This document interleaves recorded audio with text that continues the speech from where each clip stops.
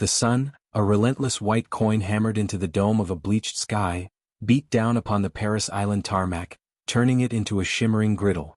The air itself was thick, heavy, a soupy mixture of coastal humidity and diesel fumes that didn't so much move as it did settle, clinging to skin and uniform alike with a palpable, oppressive weight. This was not a place for comfort. This was not a place for individuals. This was a forge, and the raw ore had just arrived, spilled from the khaki-green buses onto the hot pavement, a collection of anxious faces and civilian uncertainty. They stood in a rough, shuffling line, a spectrum of human shapes and sizes, all rendered equal in their shared apprehension, their hair freshly shorn, their new uniforms still stiff and impersonal. And among them, looking almost like a child who had wandered into the wrong story, was Lena Petrova. She was slight, her frame so narrow it seemed the stiff canvas of her utility blouse might simply fold around her. Her hands, clasped behind her back as instructed, were small, the fingers fine-boned. In a world built on bulk and brute force, she was an anomaly, a whisper in a room shouting for attention. The silence that fell was not one of peace, but of acute, razor-edged anticipation. It was broken not by a shout, but by the deliberate, measured crunch of boot heels on gravel. Captain Mark Riggs moved with the solid, undeniable gravity of a glacier, a man carved from the same granite as the beliefs he held most sacred. His head was shaved, his jaw a hard line, his eyes the flat, cool gray of a well-maintained sidearm. He did not need to yell to command the entire acre of space. His presence was a physical pressure. He stopped his pacing directly in front of the new platoon, his gaze sweeping over them like a scanner, assessing, categorizing, and discarding. It was a look that measured a person's worth in pounds of lifting capacity, in the width of their shoulders, in the raw, tangible power coiled in their limbs. His eyes moved, stopped, and then backtracked, narrowing a fraction. They had found the flaw in the raw material. He took 2 slow, deliberate steps forward, his shadow falling over her like an eclipse. The entire platoon held its breath. "You," he said, his voice a low, gravelly rumble that carried effortlessly in the tense air. It wasn't a question. It was an accusation. "What is your name, recruit?" The question was a formality. The tone suggested her very name was likely insufficient for the task at hand. "Private Lena Petrova, sir," she said, her voice clear but quiet, a small, steady sound in the vastness of his judgment. Captain Riggs did not respond to her directly at first. Instead, he slowly turned his head, making a show of looking at the Marines to her left and right, men who stood a head taller, their frames broad and solid. He was drawing a comparison for the entire platoon to see, underlining a point he had not yet verbally made. He turned his flat gray eyes back to her. "Petrova," he repeated, letting the name sit in the air, tasting it and finding it lacking. "Look around you. You see the United States Marine Corps. You see an institution built on a foundation of physical strength, on the undeniable power to dominate a battlefield, to carry a wounded brother through hellfire and back to safety. It is a brutal, physical truth." He paused, letting the words sink into the collective consciousness of the platoon. "I look at you, Private, and I see a question mark where an exclamation point should be. I see a liability. I see a problem that needs to be solved or, failing that, removed." The humiliation was not theatrical, not a dramatic bellow. It was worse. It was clinical, delivered with the cold, dispassionate certainty of a man stating an irrefutable fact of physics. A stone falls, water is wet, and Lena Petrova did not belong here. He was not trying to make her cry. He was simply informing her and everyone else of her evident inadequacy. This is not a place for the faint of heart or the weak of body. The standards are not suggestions. They are absolutes. I will be watching you, Petrova, closely. I suggest you search for a depth of strength you are not currently displaying. The alternative is a very short, very disappointing journey. He held her in his gaze for a moment longer, a final, silent emphasis of his verdict, before turning on his heel and resuming his pacing, leaving her standing there in the sweltering heat, the weight of his dismissal and the stares of 60 strangers pressing down on her far more heavily than the South Carolina sun ever could. The forge of Paris Island, once a theoretical concept of hardship, became for Lena Petrova a daily, grinding reality. Each sunrise was not a promise of a new day, but a stark, blaring announcement from a loudspeaker that another 18 hours of meticulously engineered exhaustion had begun. The initial shock of Captain Riggs's assessment faded, not because it was forgotten, but because it was woven into the very fabric of her existence, a constant humming background note to every action, every drill, every punishing repetition. The humiliation did not remain a singular event. It became a ritual, a cycle repeated with the monotonous regularity of the Chow Hall schedule. Corporal Jake Miles, a man whose personality seemed constructed entirely around a need to dominate those he perceived as weaker, had found in Captain Riggs's initial dismissal a tacit permission, a green light to engage in a relentless campaign of degradation. He became the chief architect of her misery, his voice a constant, grating soundtrack to her struggle. The obstacle course was a particular theater of his cruelty. Where other recruits would falter at the rope climb or the wall, they received barks of encouragement or frustration from the drill instructors.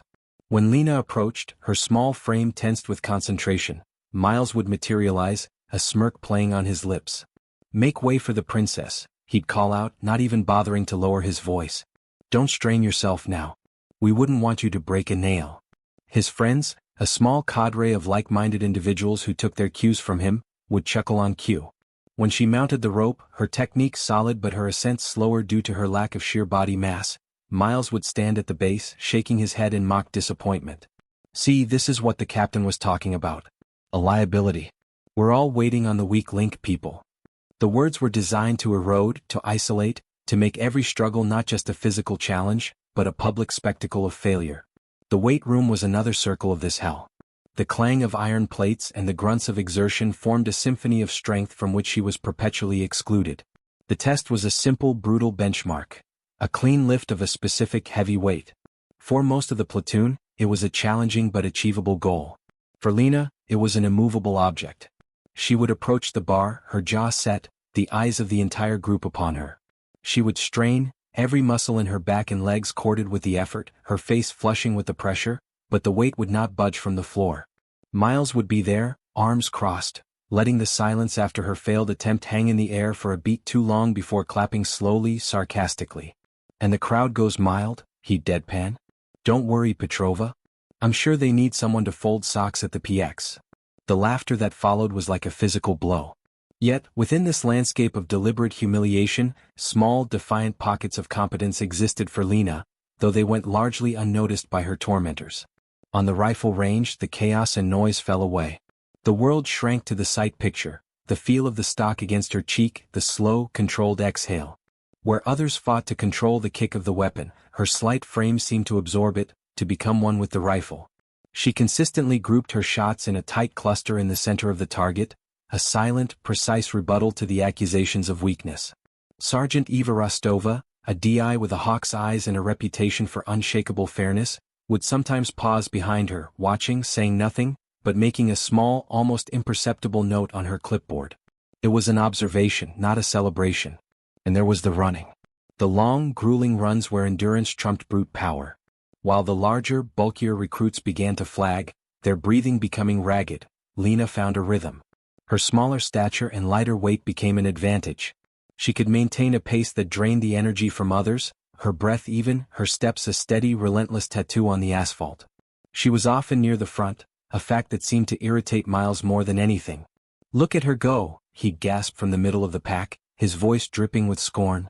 "Running away like she always does. Can't handle the real work." His words were meant to recast her success as a failure, to poison any achievement she might claim. Through it all, Lena endured. She absorbed the insults, the laughter, the constant, grinding pressure, and she metabolized it into a cold, hard kernel of resolve deep within her gut. She spoke rarely, her face a mask of neutral concentration. She did not complain, she did not retaliate, she did not break. The only person who offered even a semblance of solidarity was the massive recruit everyone called Tiny. David Finch was a mountain of a man, gentle and quiet, who seemed uncomfortable with the culture of mockery Miles cultivated. He never joined in the laughter. Sometimes in the chow hall, he would simply give her a brief, almost imperceptible nod, a small acknowledgement that he saw the injustice. It wasn't much, but in the arid desert of her daily experience, it was a single drop of water. She was alone in a crowd, navigating a world designed to highlight her every perceived shortcoming, each day a marathon of small humiliations endured under the unforgiving, approving eye of a captain who had already decided she did not belong. The weeks bled together into a smear of exhaustion, a continuous cycle of pre-dawn wake-ups, blistering drills, and the ever-present, corrosive soundtrack of mockery. The initial shock of boot camp had worn off for the platoon, replaced by a grim, collective endurance, a shared understanding that the only way out was through. Yet for Lena, the atmosphere remained uniquely charged. Captain Riggs's initial verdict had set a tone that never faded. It was a lens through which every one of her actions, every minor stumble, was magnified and examined. She was the designated outlier, the constant reminder of what failure looked like, and Corporal Miles played his part as the relentless enforcer of this unofficial hierarchy with zeal. The culmination of this entire brutal process, the final defining test before the possibility of graduation, was a thing of legend whispered among the recruits with a mixture of dread and morbid curiosity. They called it the Gauntlet. Captain Riggs assembled the platoon on a sweltering morning on a vast, dusty field that bordered the most topographically cruel part of the base. The air was still and thick. Before them rose a hill, not a gentle slope, but a steep, unforgiving incline. Etched into its face was a brutal staircase of 200 raw concrete steps, each one a monotonous, back-breaking height, leading up to a flat platform that seemed a world away. Lying in a heap at the base of this monstrous stairway were dozens of heavy, sand-filled dummies, crude effigies of wounded comrades, each one a dead weight of 180 pounds. The symbolism was not subtle. This was a test of pure, unadulterated physical power, a trial designed to separate the truly strong from those who merely pretended. Riggs paced before them, his boots kicking up little puffs of dust. His lecture was not one of motivation but of cold, hard reality. The gauntlet is not about time, his voice cut through the humid air, sharp and clear. It is about the bare, essential truth of combat. It is about the fundamental question every Marine must be able to answer with their body, not their mouth. Can you carry your brother? Can you bring him home when everything is falling apart? This hill is your battlefield. That dummy is your responsibility. You will partner up. You will get your wounded Marine to the top of those stairs. How you do it is your business. Failure to do so is a failure to grasp the most basic tenet of this corps. He stopped his pacing and let his gaze sweep over the faces of the recruits, many of whom were already pale, already measuring the daunting task before them. A nervous energy ran through the group as the pairing began. It was a tense, silent lottery of fate. The stronger recruits sought each other out, a mutual agreement of shared capability. The average ones paired up, hoping to combine their efforts into enough strength to succeed. Lena stood slightly apart as she often did, a silent island in the anxious sea of recruits. She expected to be the last chosen, the unwanted partner someone would be forced to endure. Captain Riggs watched the pairings with a critical eye, and then he raised his hand, cutting through the low murmur. "Hold it," he commanded. All movement ceased. His eyes found Lena, then scanned the group until they landed on the largest man there, Private David Finch, tiny. A faint, cold smile touched Riggs's lips. It was the smile of a man who was about to prove a long-held theorem. "Petrova," he barked. "Finch. You're together." A ripple of something, amusement, shock, pity, went through the platoon. It was a pairing so ludicrously mismatched it could only be intentional. Tiny, a man who could likely have carried two dummies up the stairs, paired with Lena, who struggled with her own pack. Corporal Miles didn't even try to hide his snort of laughter, elbowing the recruit next to him. "Well, there goes that team," he muttered, just loud enough to carry. Riggs's reasoning was as transparent as it was cruel. This was his final object lesson.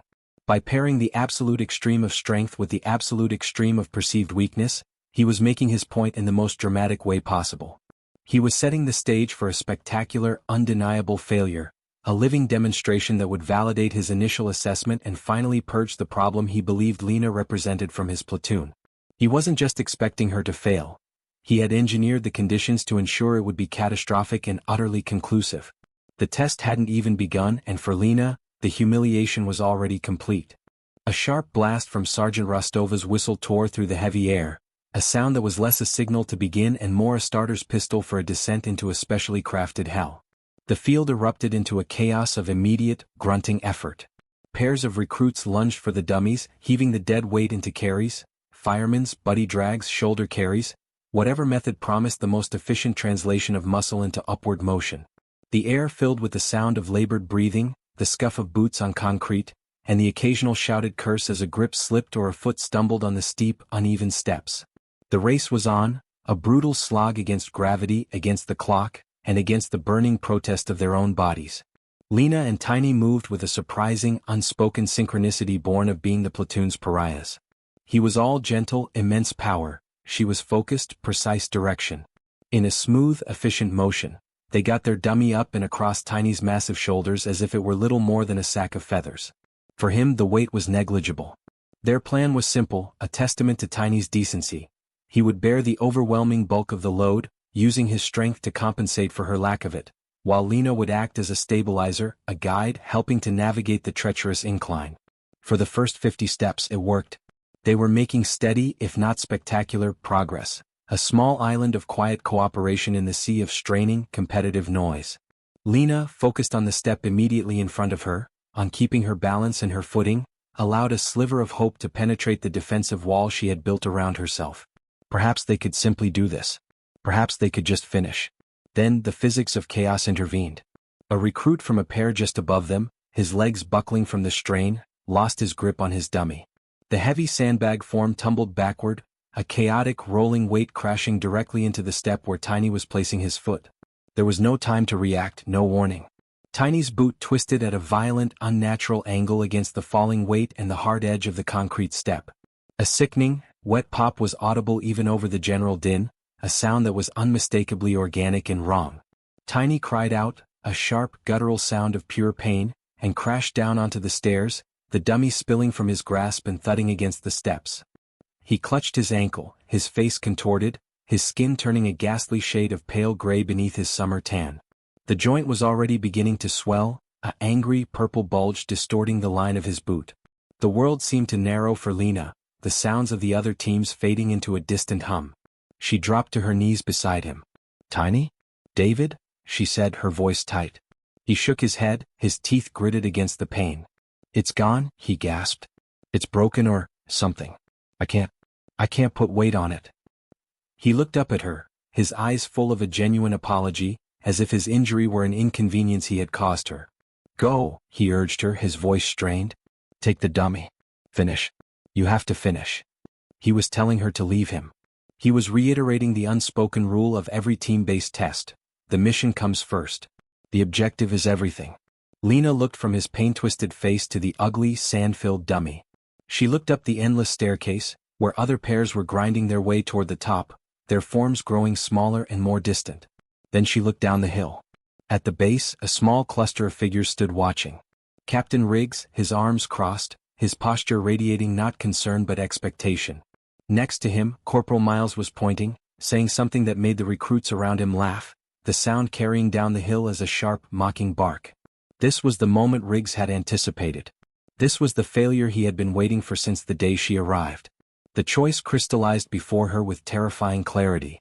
She could obey Tiny, could try to drag the heavy dummy up alone, a futile gesture that would end in certain humiliating failure exactly as predicted. Or she could accept the reality of the situation, help Tiny down the hill, and be medically disqualified alongside him, validating every single doubt, every insult, every moment of scorn. A cold, clear fury, born from weeks of swallowed shame and silent endurance, washed through her. It was not a hot anger but a glacial, resolute certainty. She would not give them the satisfaction. She would not follow their script. The objective was not the dummy. The objective was the Marine. The mission was the man. Without a word, her decision made, she bent down. She ignored the dummy completely. With a strength that was purely adrenal, purely born of will, she hooked Tiny's massive arm over her narrow shoulders. She braced her feet against the step, her legs trembling with the initial, impossible strain, and she began to lift. "What are you doing?" Tiny grunted, bewildered. The test is wrong," Lena said, her voice low and steady, a stark contrast to the tremor in her muscles. She took a first, staggering, unbalanced step upward. Then another. The real gauntlet had just begun.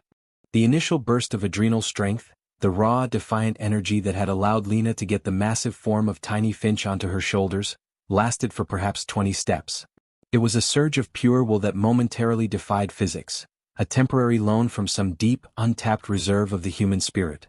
But loans must be repaid with interest. As she passed the 30th step, the true, crushing reality of her decision settled upon her like a physical shroud. Tiny was not a dummy, a dead weight of sand. He was a living, breathing man, and his instinct to protect his injured ankle caused him to shift and tense, creating a shifting, unbalanced load that was infinitely harder to carry.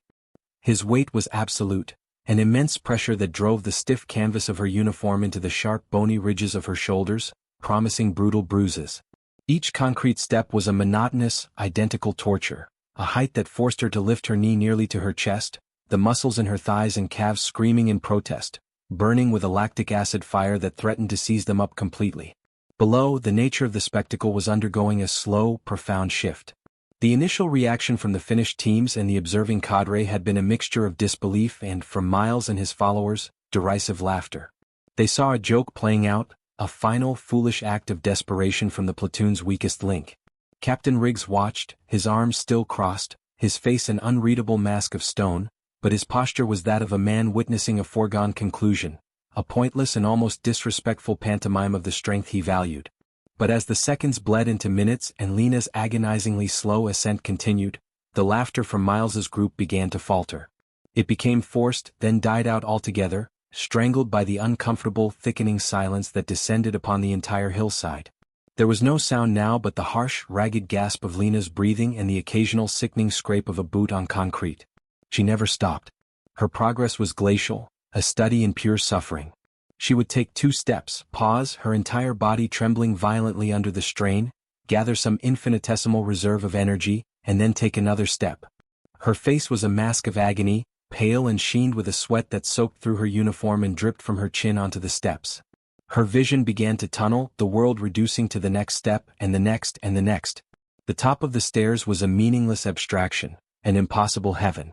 The only thing that was real was the next 8 inches of vertical gain. The recruits who had finished their own runs, who were breathing heavily from their own exertion, fell utterly silent. They stopped checking their times, stopped joking with their partners. They simply watched.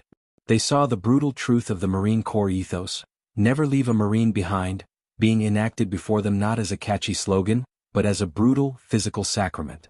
She was not carrying a dummy, she was carrying a man. She was not running a race, she was enduring a trial. The contrast between the easy, powerful carries of the strongest teams and this horrifying, grinding display of sheer grit was so stark it became humbling. Their own achievements began to feel cheap, facile, in comparison to this raw, unadulterated act of will. Captain Riggs had not moved a muscle, but the set of his jaw had changed. The certainty, the cold expectation of failure, was beginning to erode, replaced by a dawning, unsettling realization. He was not watching weakness. He was watching a quality he had no metric for, a form of strength his rigid philosophy had no name for. His eyes, which had once scanned her for flaws, were now fixed on her, tracing every painful step, every tremor, every gasp for air. He was witnessing something that dismantled his entire worldview of power and capability. The humiliation he had once been so eager to administer was now, slowly and inexorably, being reflected back upon him, not by her words but by her actions. She was climbing a staircase of her own making, and with every step she was ascending high above them all, leaving their mockery and their doubts on the steps far below, rendered petty and insignificant in the face of such monumental, silent resolve. The only sound was her struggle, and it was the loudest thing any of them had ever heard.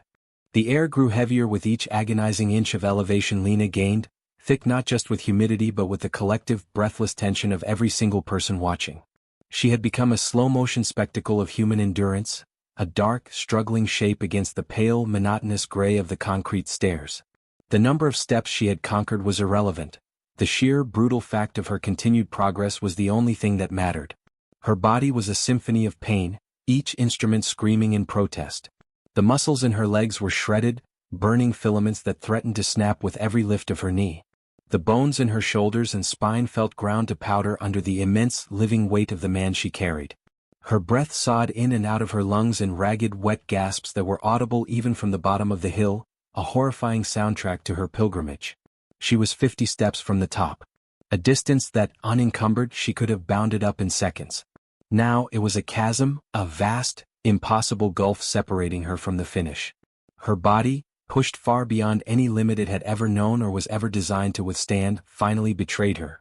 There was no dramatic cry, no last shout of defiance. There was only a sudden, total failure of structural integrity. Her left leg, lifting for the next step, simply buckled. It ceased to be a limb of support and became a useless, painful appendage. Her knee slammed into the sharp edge of the step above, and the world upended. She fell forward, a catastrophic collapse. But even in the total failure of her physical self, her will exerted a final, stunning act of control. As she fell, she twisted her body. It was an instinctual, impossible act of self-sacrifice. She did not try to break her own fall.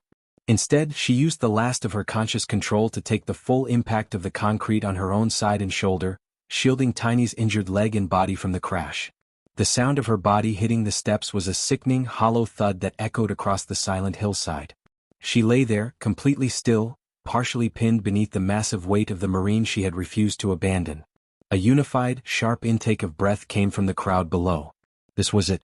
This was the expected, inevitable end. The parable of hubris and physical limitation. Captain Riggs took an involuntary half-step forward, his stone facade finally cracking, though whether in concern or merely in acknowledgement of the concluded experiment, no one could tell. Corporal Miles opened his mouth, perhaps to make a final, cutting remark on the predictability of it all, but the words died in his throat. The scene was too stark, too profoundly awful for even his brand of cruelty. Silence. 5 seconds. 10. The only movement was the gentle sway of the grass in the field below. Then a tremor. A slight, almost imperceptible shift in the heap of bodies on the stairs. A low groan born of pure agony escaped Lena's lips. Her arms, scraped and bloody from the impact, pushed against the rough concrete. It was a spasmodic, pathetic movement, the last twitch of a broken animal. She managed to get her knees under her, her body shaking so violently it seemed she might simply vibrate apart. Her head hung low, strings of sweat-soaked hair plastered to her face. She rested there, on all fours, for what felt like an eternity, gathering not strength, for that was all gone, but something else, something deeper and far more rare, pure, undiluted resolve. With a sound that was half gasp, half sob, she began the Herculean task of rising. It was not a single motion but a series of painful, incremental gains. She got one foot under her, then the other, her legs trembling like newborn foals. She did not look at the top. She did not look at the crowd. Her entire world had shrunk to the next necessary action. She reached down, her fingers hooking under Tiny's arm once more. With a final gut-wrenching heave that seemed to draw upon the very last vestiges of her soul's energy, she regained her footing, Tiny's weight settling back onto her ravaged shoulders. She did not pause. She did not look back at the step that had defeated her. She simply took the next step. And then the next. The final 50 steps were a blur of unimaginable pain and unwavering purpose. She crossed the finish line at the top of the stairs not with a triumphant stride, but with a final, stumbling collapse, her legs giving out completely as she gently, consciously lowered Tiny to the ground before consciousness fled her body entirely. She had finished. Consciousness returned to Lena Petrova not as a sudden awakening, but as a slow, painful seepage into awareness. The first thing she registered was a profound, all-encompassing ache, a deep bone weariness that seemed to have permeated every single cell in her body. It was a physical memory of an ordeal so extreme her mind could scarcely contain it. She was lying on a firm cot, the crisp, starched sheets a stark contrast to the rough concrete and oppressive heat of her last memories. The air smelled sharply of antiseptic and bleach, a clean, impersonal smell that identified her location before she even opened her eyes, the base medical facility. A low, fluorescent hum vibrated in the air, a sterile substitute for the ragged sound of her own breathing and the crushing weight she had carried. She opened her eyes slowly, her vision blurry and unfocused. The ceiling was a plain, white expanse. Turning her head, a movement that sent a fresh lance of pain through her neck and shoulders, she saw in 4-line taped to the back of her hand, a clear bag of fluids hanging from a stand beside the bed, slowly replenishing what she had burned and sweat out on that hill. A medic in a crisp uniform was checking a clipboard at the foot of her bed. He noticed her movement and offered a small, professional smile. "Welcome back, Petrova," he said, his voice calm and measured. "You gave everyone quite a scare. Severe dehydration, borderline rhabdomyolysis, and enough muscle strain to keep you on light duty for a month. But you'll be fine." The words were clinical, a list of symptoms that failed to capture the essence of what had happened. Lena tried to speak, but her throat was a dry, cracked riverbed. The medic handed her a small cup of water with a straw. She sipped, the cool liquid feeling like a miracle. "Tiny?" She finally managed to croak out, the name the most important question in the world. "Private Finch is fine," the medic assured her. "Badly sprained ankle, some bruising. He's down the hall. He's been asking about you every 10 minutes. A wave of relief, so potent it felt like a physical warmth, washed through her. He was okay. Her mission had been accomplished. It was then that she became aware of the noise. It was a low, steady rustling sound from outside, a collective living murmur that was entirely out of place in the quiet medical ward. It wasn't the sound of normal base activity. It was the sound of a great many people standing perfectly still. Her brow furrowed in confusion. She looked at the medic, a question in her eyes. His professional demeanor softened into something approaching reverence. "They've been there for a while," he said quietly, nodding toward the window. "Waiting for you to wake up." A sudden, nervous anxiety gripped her. Had they gathered to finally, officially drum her out? Was this the final, public reckoning? With a tremendous effort, pushing through the screaming protest of her muscles, she shifted her weight and slowly, painfully, swung her legs over the side of the cot. The cold linoleum floor shocked her bare feet. Using the four-stand as a crutch, she hobbled the few steps to the window, her body feeling ancient and broken. She pulled aside the thin, white curtain. The view stole the air from her lungs. The large, grassy parade ground in front of the medical building was filled with Marines. Not just her platoon. The entire company. 500 men and women, standing in perfect, silent ranks, a sea of pressed uniforms and solemn faces, all facing the medical building. They were standing at rigid attention, a posture of absolute respect and formality. And as one, every single right hand was raised in a crisp, flawless salute. The afternoon sun glinted off their insignia, but it was the sheer, silent weight of their collective gesture that was overwhelming. There was no ceremony, no speech, no applause. Just silence and the held salute. This was not a mockery. This was not a humiliation. It was the exact opposite. It was a silent, deafening acknowledgement. It was an apology rendered not in words, but in the highest, most respectful gesture their profession possessed. They were not saluting her rank, they were saluting her action. They were saluting the sheer, unimaginable will they had all witnessed. Lena stood at the window, her hand still gripping the curtain, her body trembling not from weakness now, but from the overwhelming silent power of the tribute being paid to her. The forge of Paris Island had not broken her. It had, in the eyes of every Marine on that field, finally and unequivocally proven her. The silent, mass salute outside the medical building window continued for a long, suspended moment, a tableau of respect so profound it felt like a physical force pressing against the glass. Then, with a sharp, unified command that was too distant for Lena to hear, the formation was dismissed. The 500 Marines broke ranks with a quiet, purposeful efficiency, their footsteps a soft, receding thunder on the parade ground, leaving the field empty and silent once more. The spectacle was over, but its echo vibrated in the very air of Lena's small room. She remained at the window, leaning heavily on the four-stand, her mind struggling to process the scale of what had just happened. The medic had discreetly left her to her thoughts, the quiet click of the door closing sounding like a period at the end of a monumental sentence. A soft but firm knock came at the door a few minutes later. It wasn't the brisk tap of medical staff. It was heavier, more deliberate. "Enter," Lena said, her voice still a rough whisper. The door opened and Captain Mark Riggs stepped inside. He filled the doorway, but the imposing, glacier-like certainty that had always surrounded him was gone. He seemed for the first time simply a man. He closed the door softly behind him and stood just inside the room, his posture not at attention but unnervingly still. He did not look at her directly at first, his gaze instead falling to the floor, as if studying the pattern of the linoleum tiles with intense interest. The silence between them was thick and heavy, charged with the unspoken weight of weeks of judgment and the seismic event that had just overturned it. When he finally lifted his head, his flat gray eyes met hers. There was no coldness in them now. Instead, they held a look of raw, unvarnished honesty and a deep, unsettling shame. He did not offer excuses. He did not attempt to frame his actions as tough leadership. He took a single, slow breath, as if steeling himself for a difficult confession. "Private Petrova," he began, his voice low and stripped of all its former command authority. It was just a voice, weary and humbled. "I am here for one reason only, to apologize to you.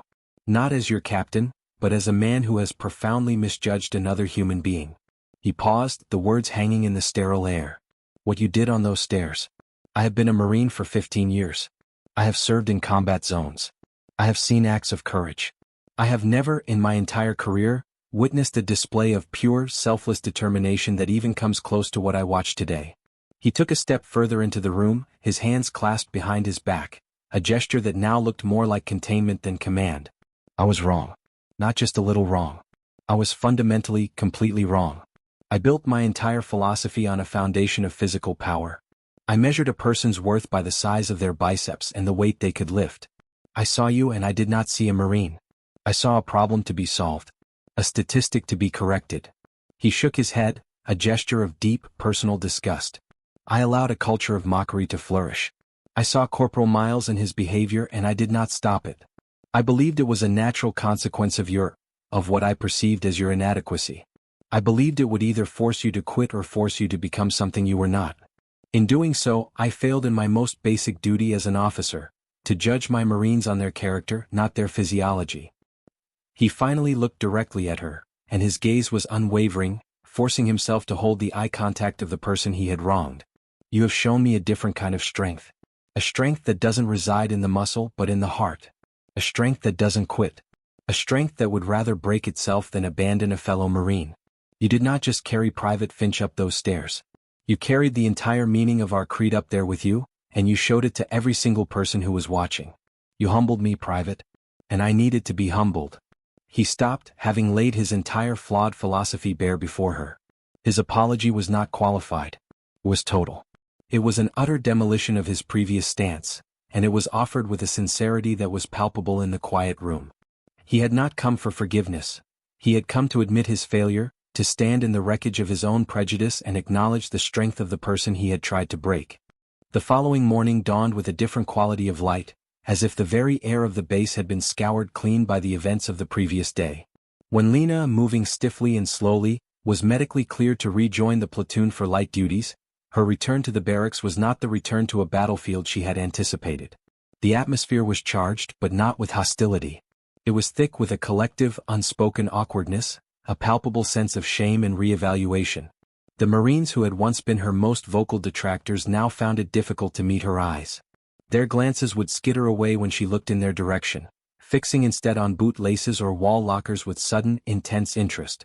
The humiliation had not vanished, it had simply transferred, settling now on the shoulders of those who had doled it out.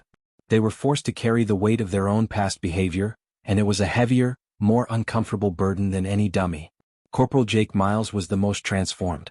The swagger, the arrogant tilt of his chin, the easy smirk, all of it was gone, wiped away as if by a rough cloth.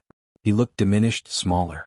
He actively avoided her, taking long, circuitous routes around the squad bay to ensure their paths did not cross.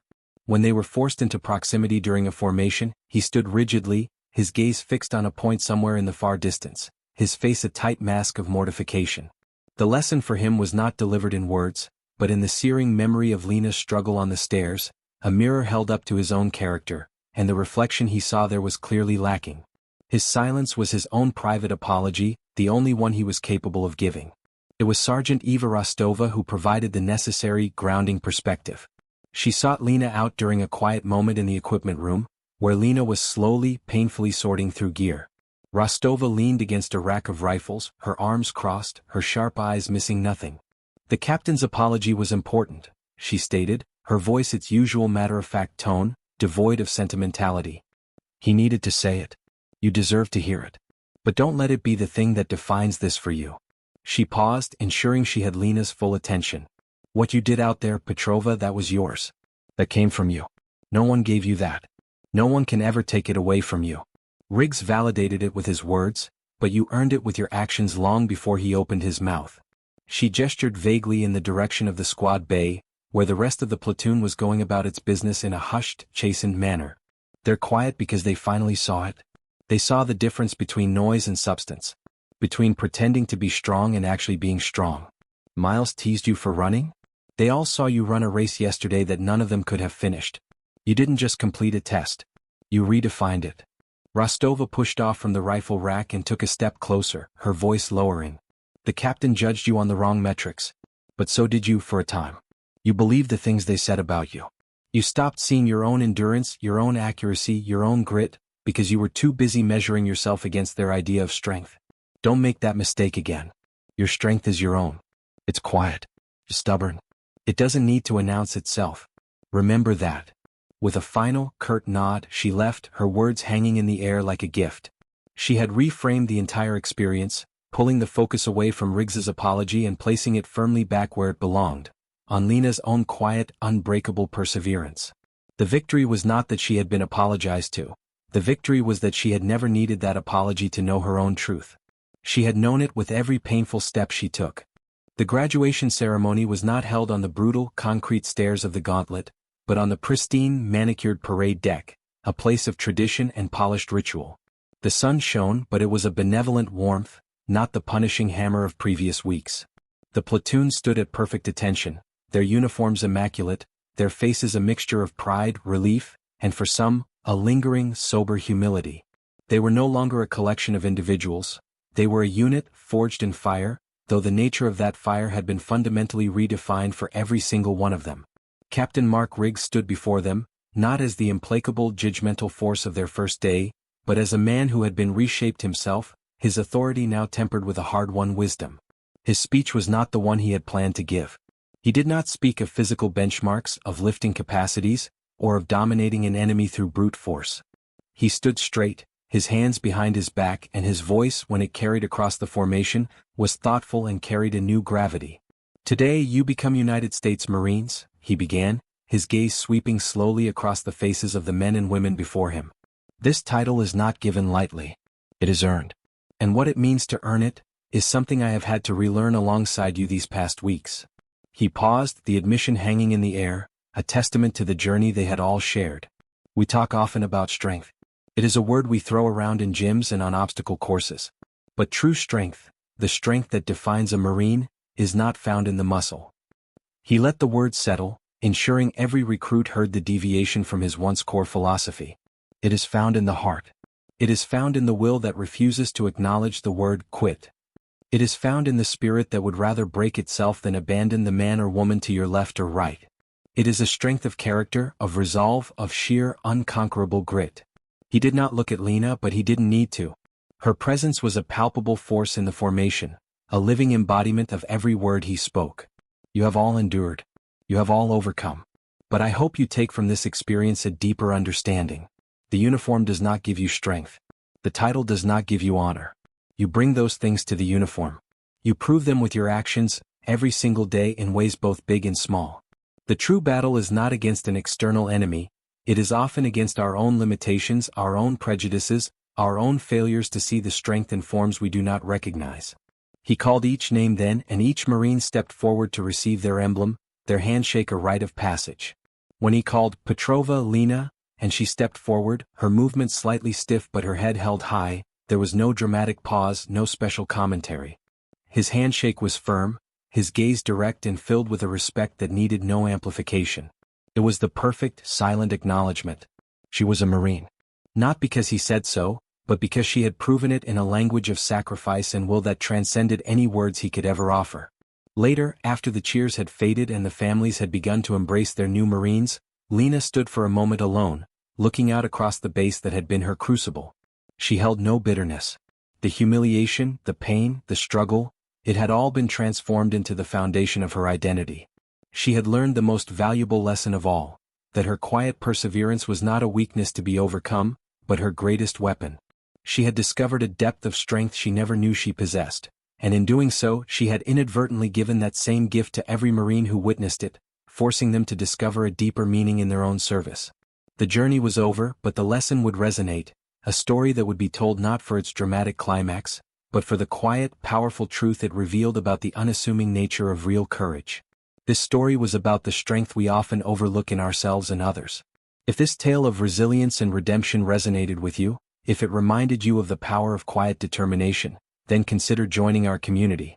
By subscribing, you ensure you don't miss the next narrative that explores the depth of the human spirit, the next journey that challenges our perceptions and celebrates the unsung heroes among us.